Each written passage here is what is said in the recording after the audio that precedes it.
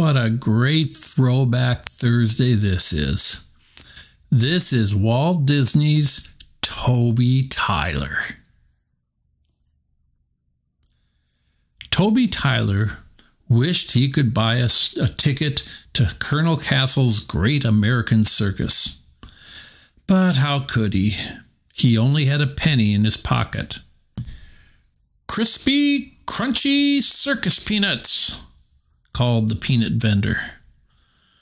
Toby said, "How many for a penny?"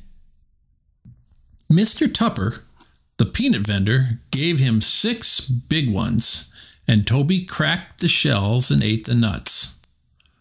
"Would you care to join the circus?" said Mr. Tupper. "I need a helper." "I guess I'd like that better than anything in the whole world," said Toby. "But my uncle needs me on the farm. Thanks anyway." When he got back to the farm, his uncle was angry. "Toby, you forgot to feed the hogs their mash," he said. "The hungry hogs broke down the fence around their pen.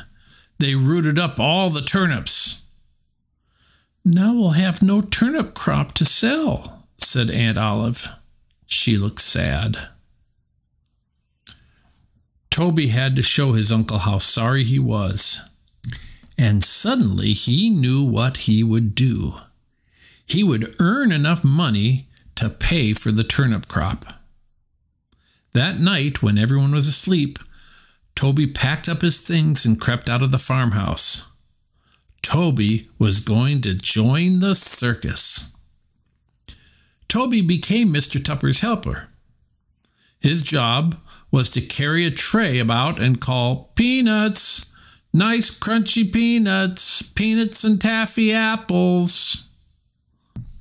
Everybody who came to the circus ate peanuts and taffy apples, and they paid money to Toby. But there was one customer who never paid. This was a hungry little circus monkey who would snatch a nut or an apple every time Toby came by.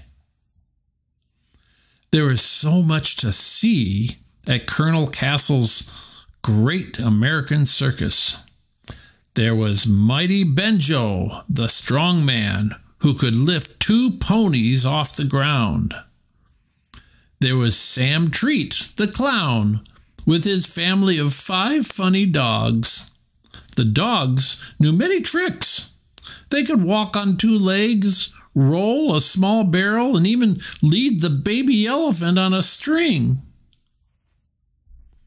And there were those daring young bareback riders, Jeanette and Ajax.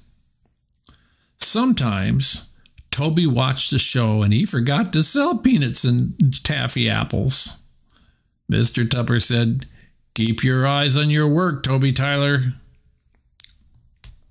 One day, Toby even put down his tray to watch, and he did not see the monkey shines going on behind his back. Poor Toby had to pay for everything that the naughty monkey ate. Poor monkey! What a stomach ache he had. When Toby saw how sick the stubby little monkey was, he felt sorry for him. He gave him medicine, and he nursed him back to health. "I'll call you Mr. Stubbs," said Toby, "and we'll be friends." After that, Toby and Mr. Stubbs were good friends, and they were always together. Days passed, and weeks passed, and months passed. Toby worked hard and saved up lots of money.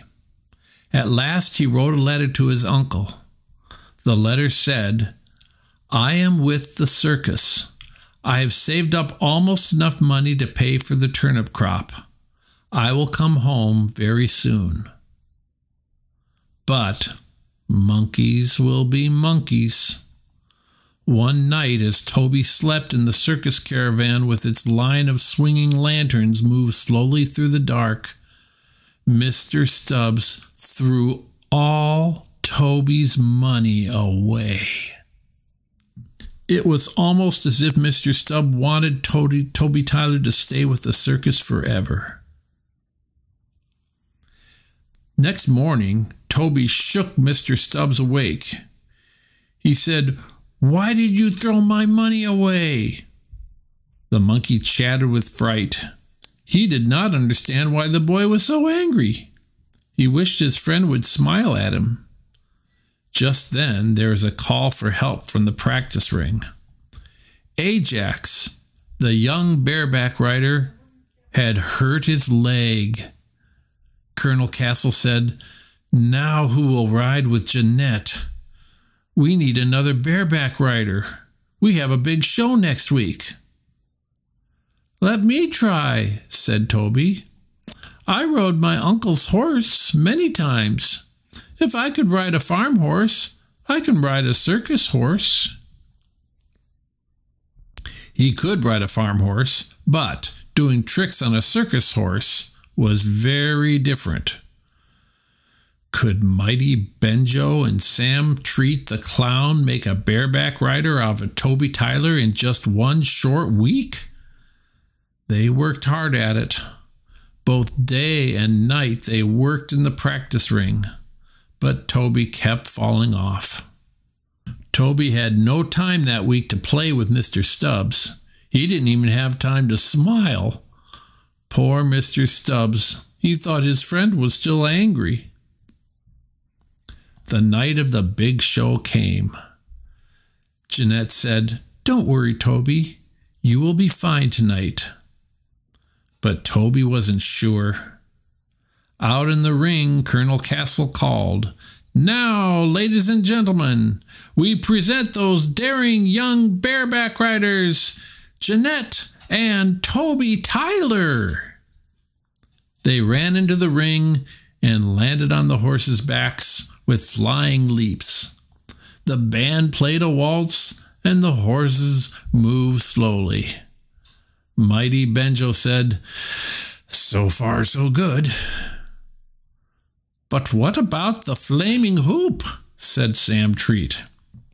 "At the end of the act, Toby has to jump through the flaming hoop." Now the hoops were in place. The band played faster and the horses cantered faster. Then Jeanette and Toby, standing on their horses' broad, bare backs, jumped through the flames.